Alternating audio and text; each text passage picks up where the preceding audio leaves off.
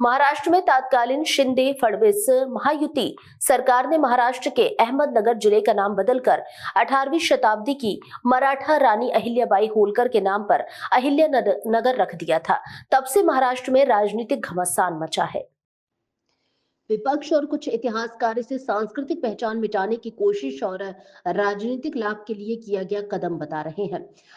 अब अहिल्यानगर में महापालिका चुनाव में यह नाम बदलने का मुद्दा चुनावी मुद्दा बन गया है। अहिल्यानगर में कल महाराष्ट्र के मुख्यमंत्री देवेंद्र फडणवीस ने चुनावी रैली की। इस रैली में अहिल्यानगर के विधायक संग्राम भैया जगताप ने अहिल्यानगर नाम का समर्थन करते हुए कहा, कुछ लोग कहते हैं हमारी सत्ता आते ही हम अहिल्यानगर नाम बदल के फिर वापस अहमदनगर कर देंगे, लेकिन हम आखिरी सांस तक ये काम होने नहीं देंगे। उन्होंने अहिल्यानगर के लोगों से अपील की है कि आप इस नाम का समर्थन करते हो तो महानगर पालिका चुनाव में महायुति को भारी वोटों से जितवाएं।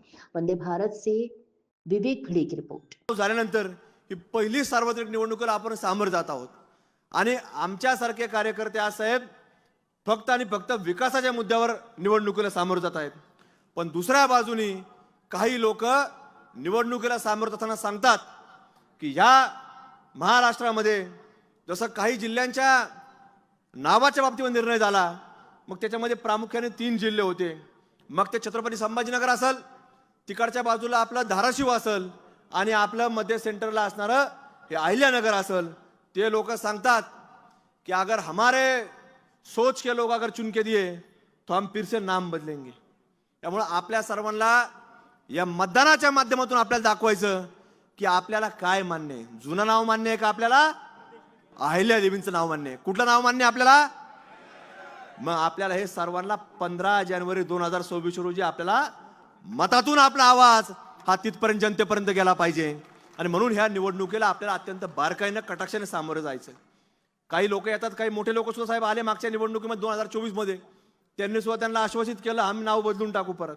पण तुम्हाला सांगतो जोपर्यंत आमच्यासारखी पिढी तुम्हाला सांगतो श्वास घेती तोपर्यंत कदापि हे अहिल्यानगर नाव कधी बदलणार नाही आणि कोणाला बदलू देखील देणार नाही। म्हणून या निवडणुकीला आपण विकास करतोय, विकास करत आलोय आणि उद्या देखील आपल्या सर्वांचं ती जबाबदारी आहे, ते करणारच आहोत। पण त्याच्याबरोबरीने इतर सगळ्या ह्या बाबी देखील आज अत्यंत महत्त्वाच्या आणि गरजेच्या आहेत। म्हणून आज महाराष्ट्रामध्ये कुठं काय चाललंय याच्यापेक्षाही आज अहिल्यानगरमध्ये राष्ट्रवादी काँग्रेस पक्ष व भारतीय जनता पार्टी एक युती झाली।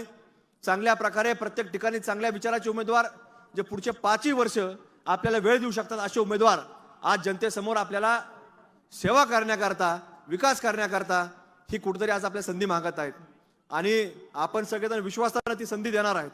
म्हणून कुठेतरी तो जनतेचा विश्वास सार्थ ठरत असताना लोकांनी देखील या निवडणुकीमध्ये आपण पाहिलं की उमेदवारांनी देखील अत्यंत चांगल्या पद्धतीने उमेदवारांना प्रतिसाद दिला आणि आज जवळपास आजपर्यंतच्या इतिहासामध्ये